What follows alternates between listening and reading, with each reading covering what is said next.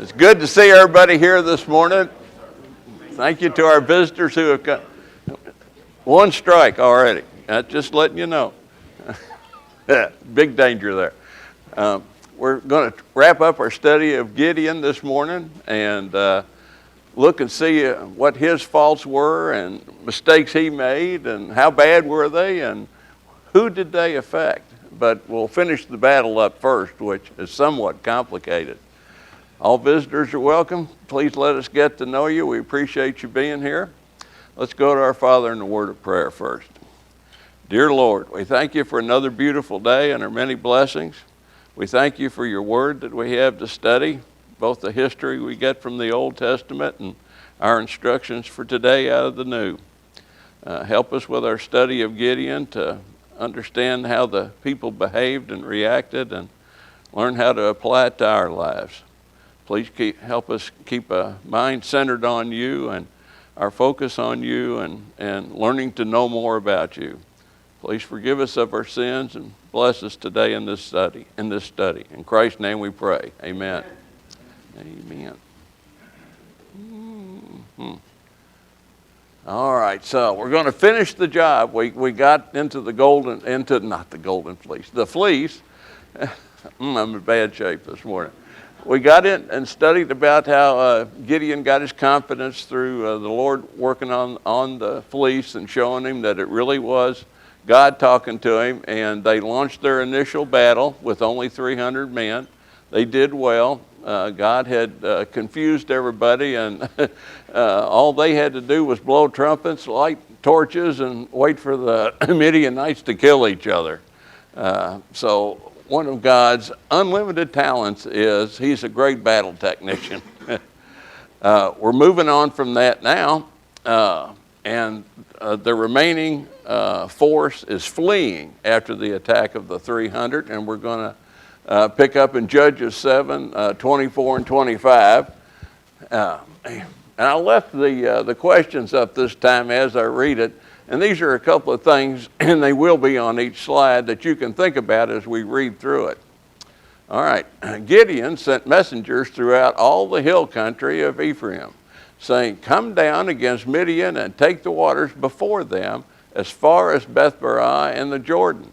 So all the men of Ephraim were summoned, and they took the waters as far as Beth-barah and the Jordan.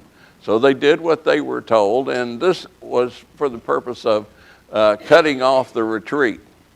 They captured the two leaders of Midian, Oreb and Zeb, and they killed Oreb at the rock of Oreb, and they killed Zeb at the winepress. How fitting is that, of Zeb? Well, they pursued Midian, and they brought the heads of Oreb and Zeb to Gideon from across the Jordan. This is interesting. These are two leaders. These are not the kings will come of Midian. This is leaders. These are most likely the leaders who were leading the army that were there, and they obviously have fled too. And the men of Ephraim get called to, all they got to do is come and cut off the retreat, basically, which they do. It's still 300 men pursuing this ragtag band, and we'll find out in a minute just how depleted they were. So bear in mind that you'll see leaders and kings and all that, and they're different. Like I said, these are most likely the leaders of the actual army that are caught and killed. And the people of the men of Ephraim do what they're supposed to do. They go down and cut off. And remember, the Spirit of the Lord is still with Gideon at this point.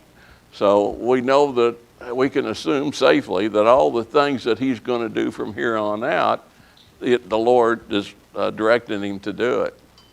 So we get into chapter 8 finally. Then the men of Ephraim said to him, and this is after it's over. They've done what they're supposed to do. They got the leaders. What is this thing you have done to us, not calling us when you went to fight against Midian? And they contended with him vigorously. So the Ephraimites are upset. And it will turn out, this is just like God predicted, and this is why he cut the party down to 300. They're not happy that they didn't get credit and didn't get to participate in this. But he said to them, "What have I done now in comparison with you? Is not the gleaning of the grapes of Ephraim better than the vintage of Abiezer? God has given the leaders of Midian, Oreb, and Zeb into your hands. And what was I able to do in comparison with you?" Then their anger toward him subsided when he said that.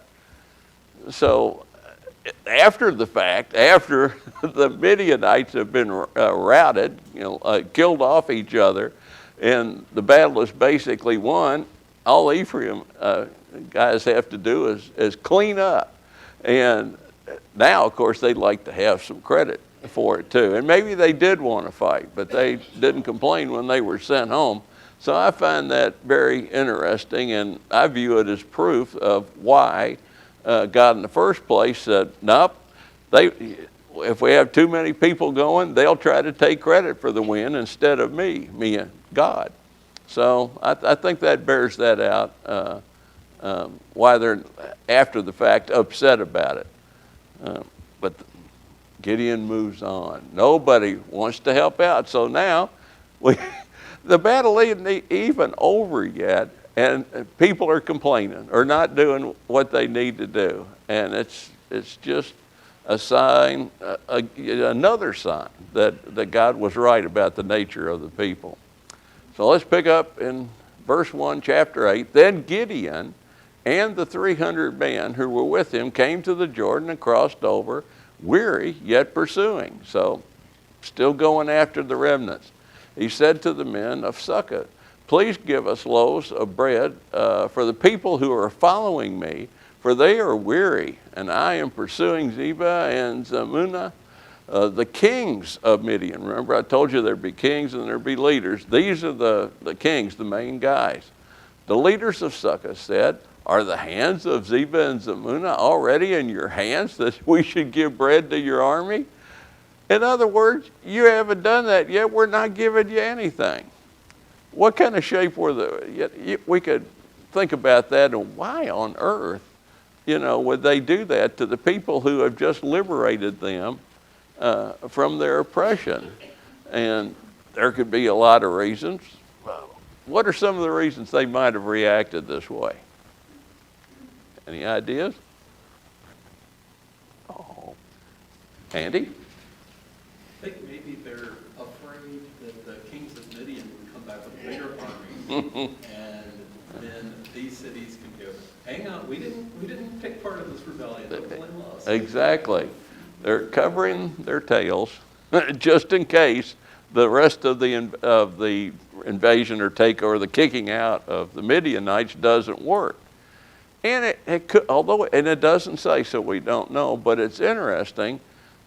It could also be just resources. Remember what the Midianites have been doing to them. They've been trampling their crops and stealing their food and everything else. It could be they were just short of supplies, but it sure doesn't seem like it to me. I think this is more of, hey, we don't know if you're going to be able to pull this off or not, and we don't want the Midianites coming down and looking at us and saying, hey, you fed this army that came over there, and we don't appreciate that. So I suspect cowardice, but we don't know. Adam.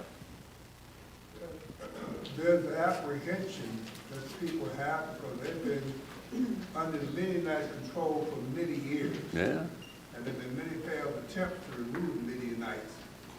And so here, at this one time, they're still apprehensive. Is this going to work? Mm-hmm. Yeah, good point. Exactly. Other thoughts? Yeah. Okay, so now what happens? There's still more to round up. And there's not much discussion here about, what determined how far Gideon went. We'll have a map up in a minute. And basically what he ends up doing, and the Lord never leaves him this whole time evidently, is he's basically kicking them out of the whole country. But he's not, pursuing them to the ends of the earth either. So we'll see a boundary eventually established, which is more than likely where they were before the Midianites crossed over and started causing all the trouble.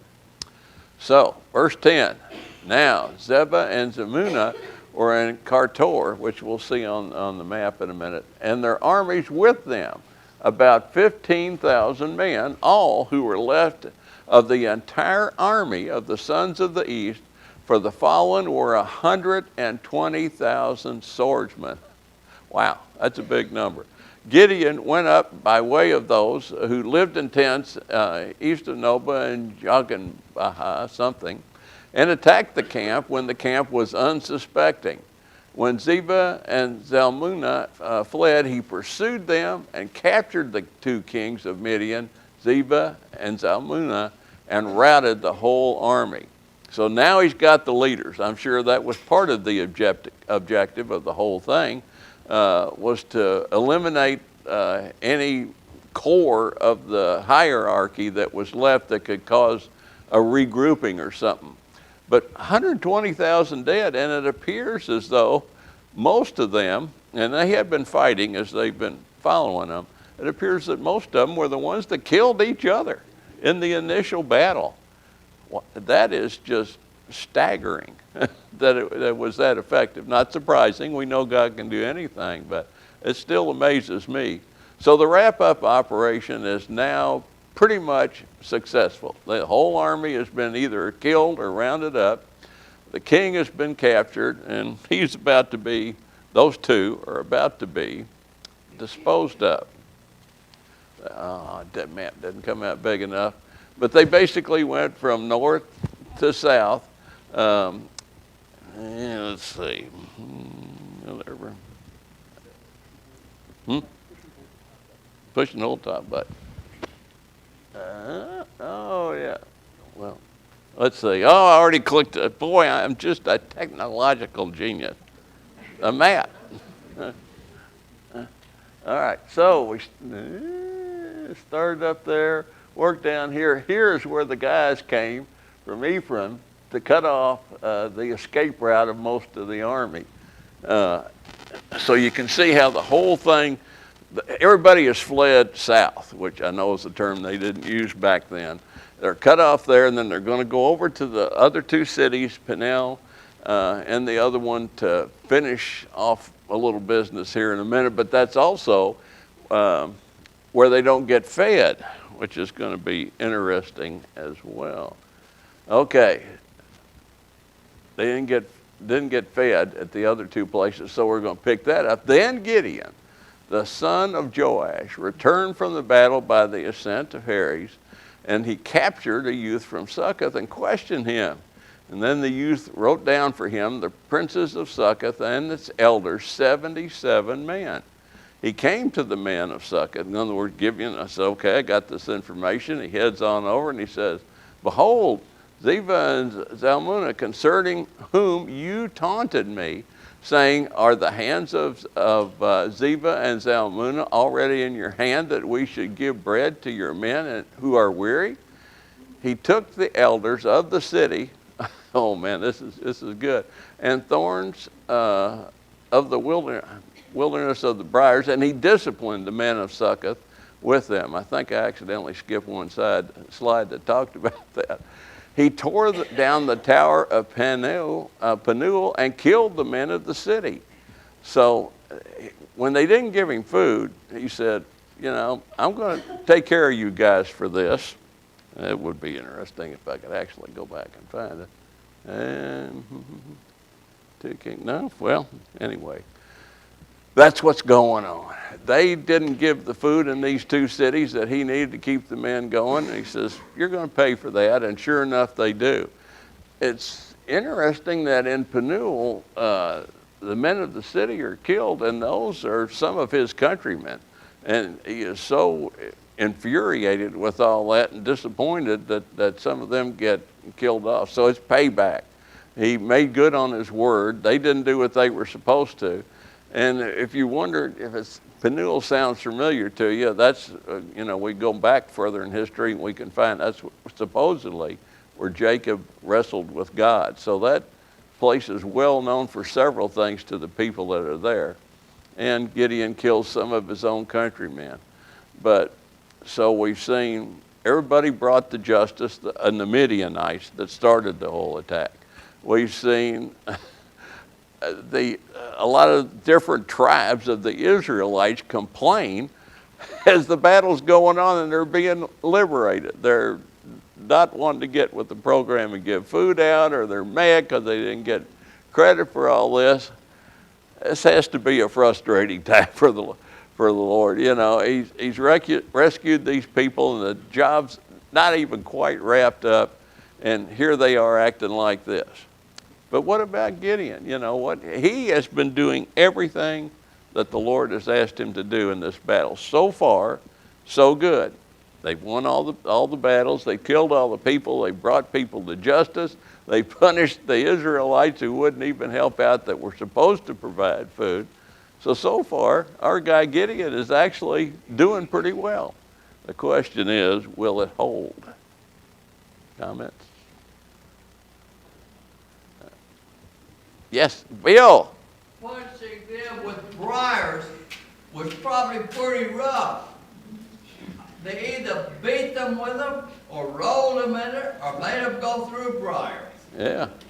Man, that was rough. You know, he let them live, but he disciplined them such a way that they won't forget that pain. And after he's gone, they're going to be marked up for a few weeks at the very least. One would hope that it would settle in to all of what, you know, they have done and why they should have done something better.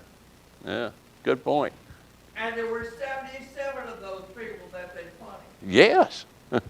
There was quite a few held account. It wasn't just a leader. It was probably like a council that got together to decide those kind of things. And, well, we're not going to do that because, and Fred and Joe and Bill voted for it. You're stuck with the decision, so they all suffered. Let's see. Oh, yeah. Continuing on, we've got to get to the disposition of Zebah and Zalmunna. Then he said to them, what kind of men were they whom you killed at Tabor? And they said, they were like you. And remember, this is the bad kings. And they said, they were like you, the Midianite kings, each one resembling the son of a king. And he said, they were my brothers, the sons of my mother. And as the Lord lives, if only you had let them live, I would not kill you. So he said to Jethro, his firstborn, a youngest son, a young son, rise, kill them. But the youth did not want to draw his sword, for he was afraid, and because he was still a youth. Then Zebah and Zalmunna said, rise up yourself, fall on us, for as the man, so is his strength.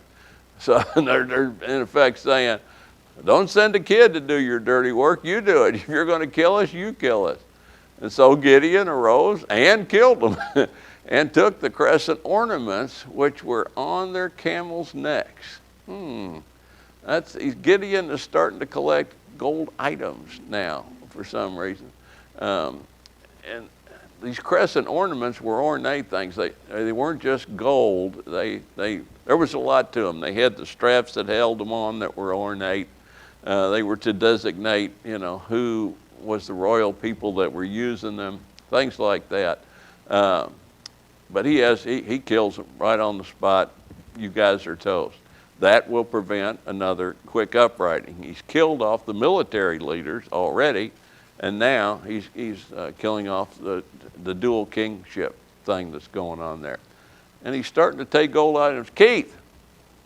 Also, as ugly as it was even back in Vietnam when they killed the enemy, they cut their ears off.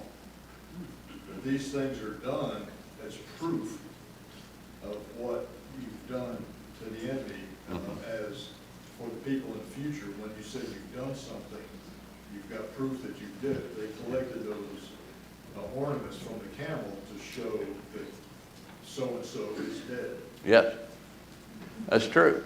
And I think in some places in this story, heads that have been chopped off or paraded around as well. Yeah, right there's his head. You know, that was big stuff for them. Didn't have Polaroid cameras, so, you know, they had to do something.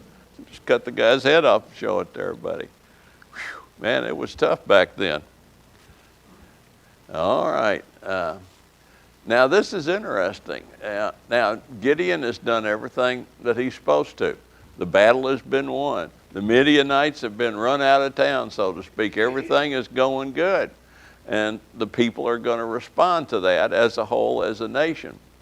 So, picking up in verse 22, then the men of Israel said to Gideon, rule over us, both you and your son, and also your son's son, for you have delivered us from the hand of Midian.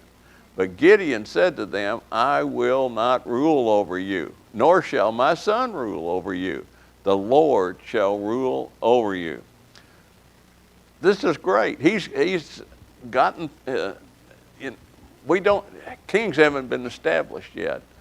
And Gideon had a chance, as far as the people were concerned, to have himself established as the king of Israel. And he knows that the Lord does not want that. He wants no part of it and tells them so right here. Opportunity right there in your hand. Nope. So he's still faithful to the Lord. Gideon has not messed up yet, I guess is the point that I'm trying to make here. The Israelites want to do it amazingly, and we know that would go downhill quick if they did.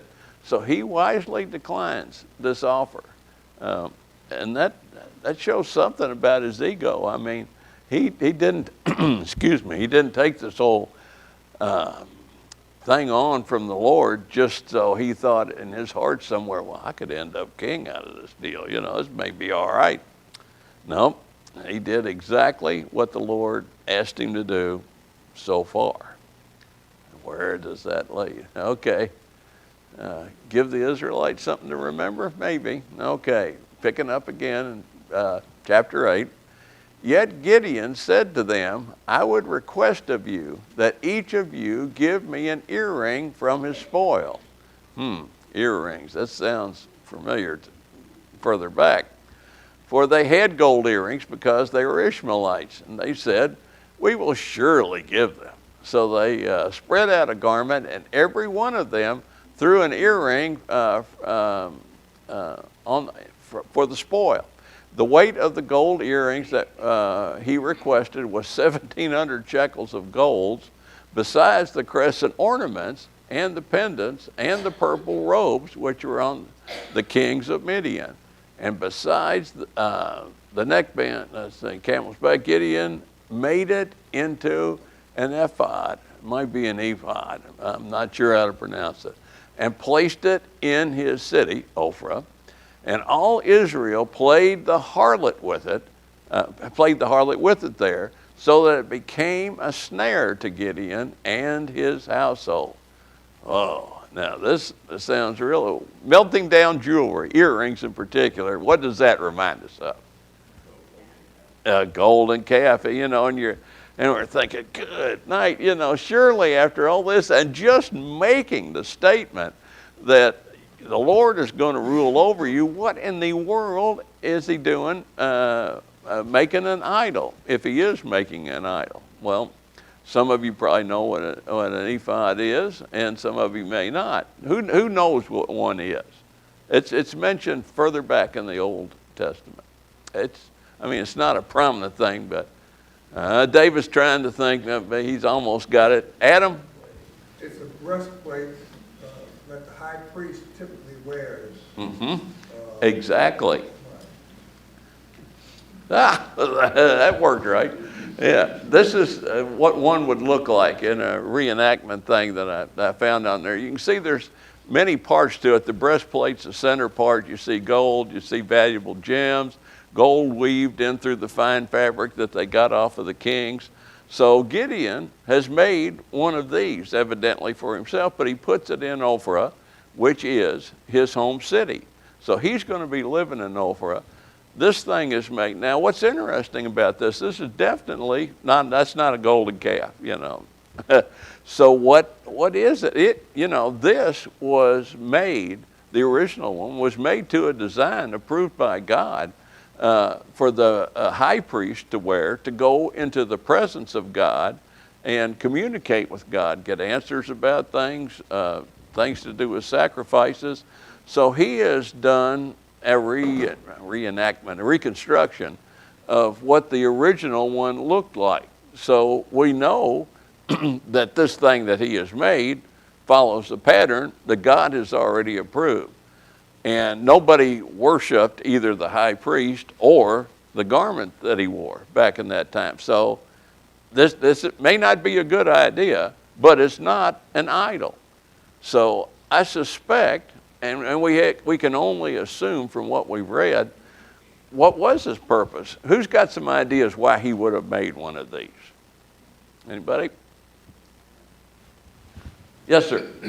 I think intention was to drive home the point of the Lord is the king, and the way this is not a monarchy, it's a theocracy. And like to build the ephod would be just like, okay, you need to reinstate the Levitical priesthood and do the way that God has it. But we'll read later on in a few verses, the theme of Judges is chaos. Yeah. They are so far gone, they'll take anything and make it an idol. Well, that is true. I agree with that. And we aren't told exactly what his intent was. But just a few other things to think about before we moved on is in Ophrah, his home city, where he is not,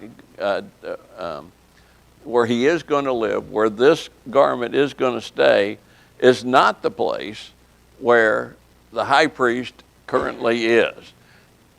When the high priest goes in to do this, he goes into the most holy of places at a certain time. What does he do in there? He does communicate with God.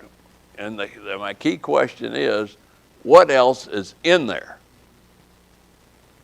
And it's yes, it's the Ark of the Covenant. And what happens with the Ark of the Covenant? What's it for? I'll get to you in a minute, Adam. Glenn, you want to answer that one? What's the main, at this point, I mean, I know I didn't tell you to go read this, but what is the main function of the Ark at this point in time? God resides there. Yeah, that's right. His focal point. You got the cherubim guard. Right. That's all true. There's no bad answer here. Adam, what do you think? Going back to the Gideon is not a Levite. That's right. Because he's not a Levite, making the ephod was like anything else, a sacrilege. That was wrong. And because the angel of the Lord spoke to Gideon, this ephod is going to bring attention to Gideon. Yes. Okay?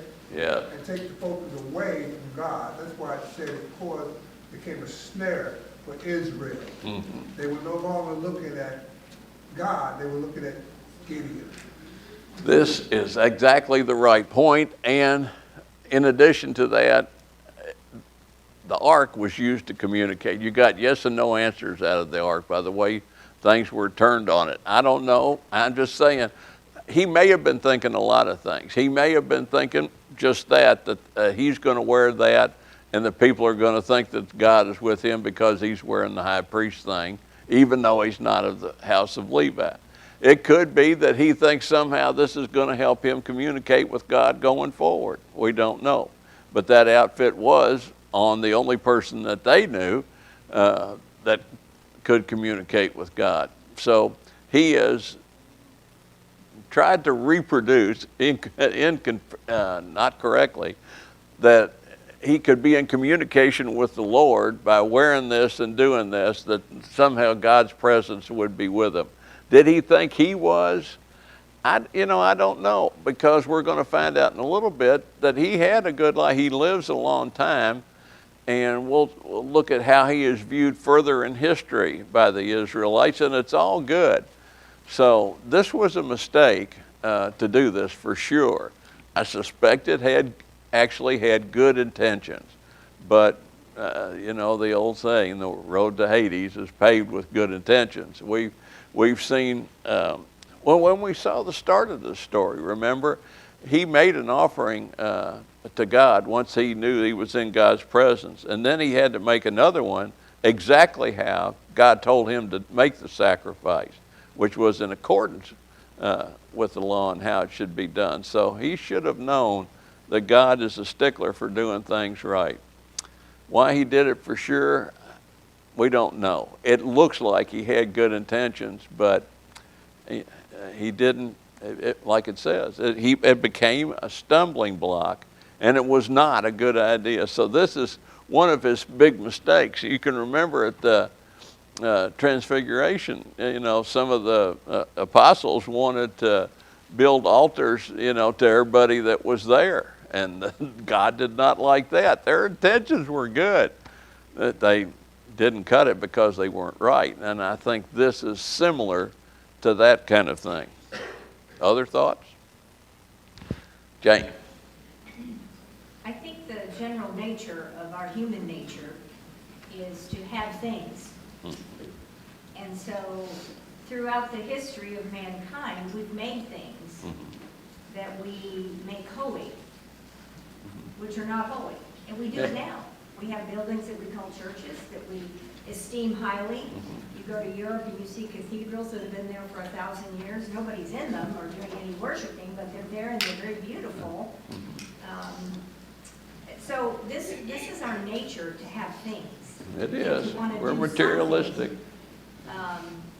Do something. It's always to do something or to see something and bow down before that something or light a candle, whatever it is. But I think that this is over and over the battle that we fight individually as people of God to say none of these things here on this earth are holy.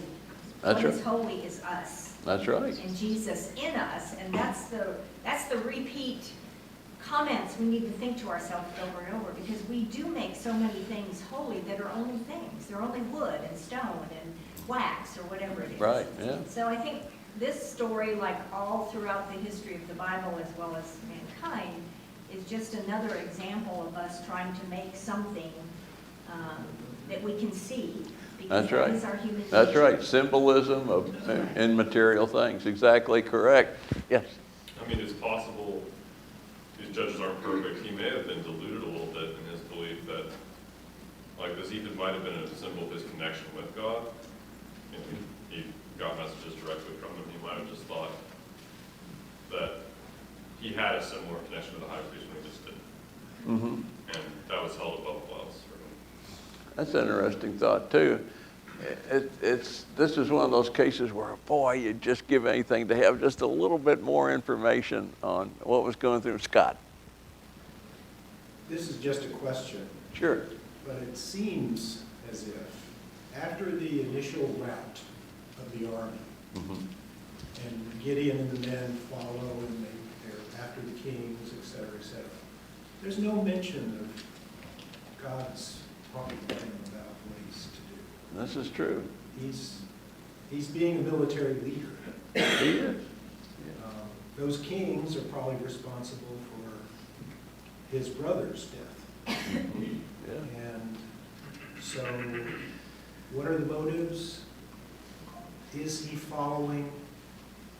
There are questions in my head about this retribution that he's bringing on, and then his creation of the ephod. That's It right. seems Gideon's sort of out on his own a little bit. It does, and we can't exactly be sure when in the story that happened. We don't have, so it does bring up a lot of questions, and we'll get to some of those. Let's see, 40 years of peace, though. This is not too many minutes left, so I want to at least get through this.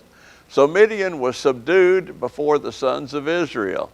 So now everybody in the nation of Israel, no matter whether they wanted to go initially or not, or whether they helped feed anybody or not, and they did not lift up their heads anymore. And the land was undisturbed for 40 years in the days of Gideon. So they got blessed, for sure, having 40 years of peace after God's judge had come. Overall, things have worked out well. Then Jerubbabel, the son of Joash, who is Gideon, went and lived in his own house. Now Gideon had 70 sons who were in his direct descendants, for he had many wives. His concubine, who was in Shechem, also bore him a son, and he named him Abimelech. Does that name sound familiar? And Gideon, the son of Joash, died at a ripe old age and was buried in the tomb of his father Joash in Ophrah of the Abiezrites. So Midian was beat down, peace for 40 years. Gideon lived to be an old man full of days, had lots of kids, obviously, 70 sons. And it also mentions Abimelech, the illegitimate son. That'll come up in a minute. Gideon had one illegitimate son, and that name means my father is king. So he carries that in his name as he gets to be an adult man, and we'll see what effect, good or bad, that has. Let's see. Gideon wrap up. What mistakes did he make? We've talked about that. Did he stay faithful to God? It certainly seems like he did. He may have gotten a little better view of his own self than he should have had.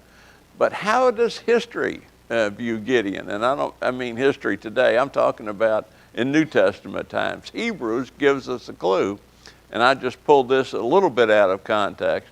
But anyway, it says in there, and what more shall I say? For the time will fail me if I tell of Gideon, Barak, Samson, Jephthah, of David, Samuel, and the prophets, who by faith conquered kingdoms, performed acts of righteousness, obtained promises, shut the mouth of lions, quenched the power of fire, escaped the edge of the sword, that would be Gideon, from weakness were made strong, became mighty in war, Gideon again, put foreign armies to flight, Gideon again. He's in good company there. So overall, he did well. He's viewed well in the history of the Israelites. What about his descendants? This is chapter 9, which technically isn't about Gideon anymore, but yes, it is too. And Abimelech, the son of Jerubbaal, which is Gideon, went to Shechem to his mother's relatives and spoke to them and to the whole clan of the household of his mother's father, saying, speak now in the hearing of all the leaders of Shechem, which is better for you, that 70 men, all the sons of Jerubbaal, rule over you, or that one man rule over you? Also, remember that I am your bone and your flesh. And his mother's relatives spoke all these words on his behalf in the hearing of all the leaders of Shechem.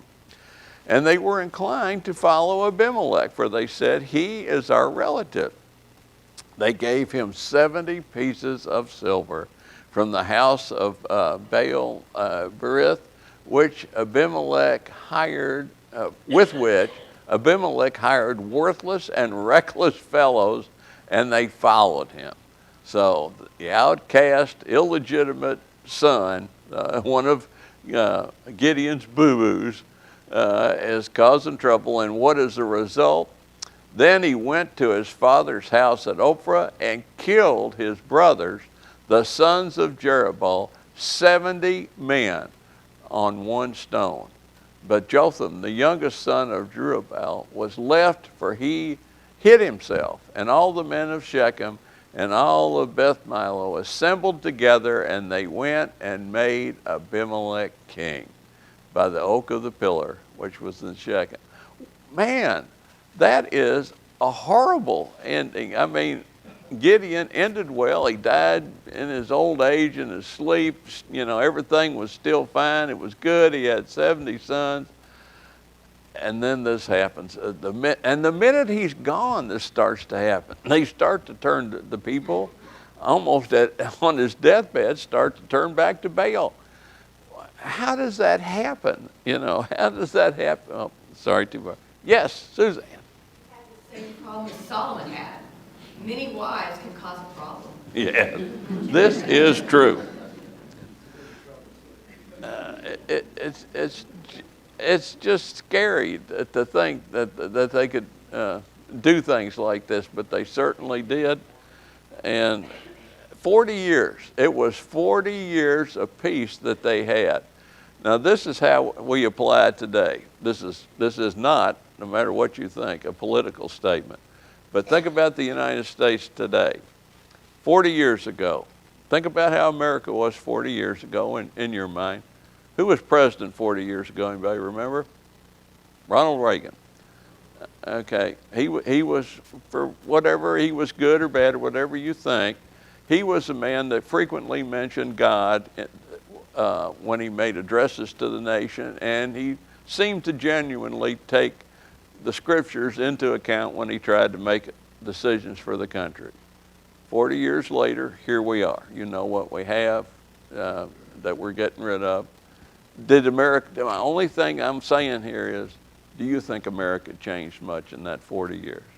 I do, and it was not for the good. So don't act like, oh, that just could never happen again or something like that. It happened all the time back then. They went through, Gideon wasn't the only judge that God picked.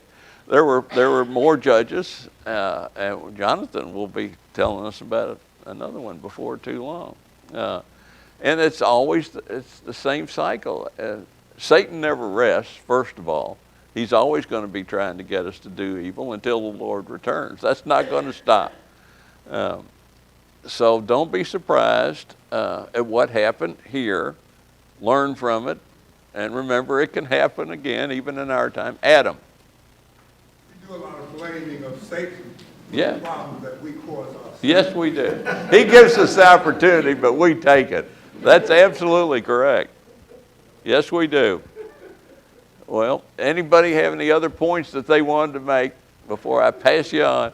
Gary. I can't help but think of what Christ had to say to the apostles, the people around him, after the rich young ruler left, the rich young ruler. Uh-huh.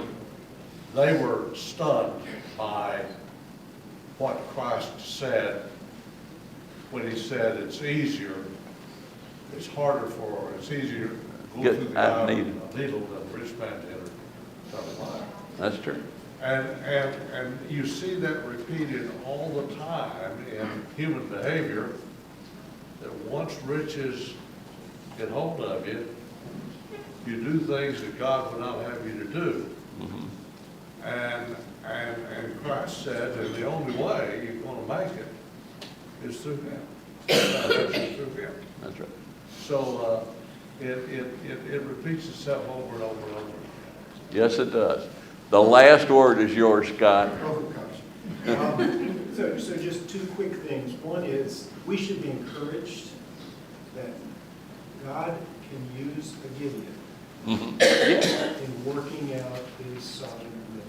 Yes. As rough as times were, as difficult as times were, and as back and forth as Israel was, God saves them, redeems them. That's right. And on the flip side of that, this is one of the hard areas to speak with people about today in terms of God's plans. And these plans involve blood and war. Mm-hmm. And it's we need wisdom in how we talk about how God's working this story out, in what times of history, and why it's okay that God's working out his plan. Mm-hmm. Because people are so averse to the violence and the horror that are in these stories. We need wisdom in how we talk about it. We absolutely do. And this isn't the only time that God did that. We can think of young people who started out like David or Joseph, and there's all kinds of stories like that. Or Moses, who isn't ready to be used till he's old and worn out, in his opinion. That's it. I appreciate your patience. The class is yours. Have at it.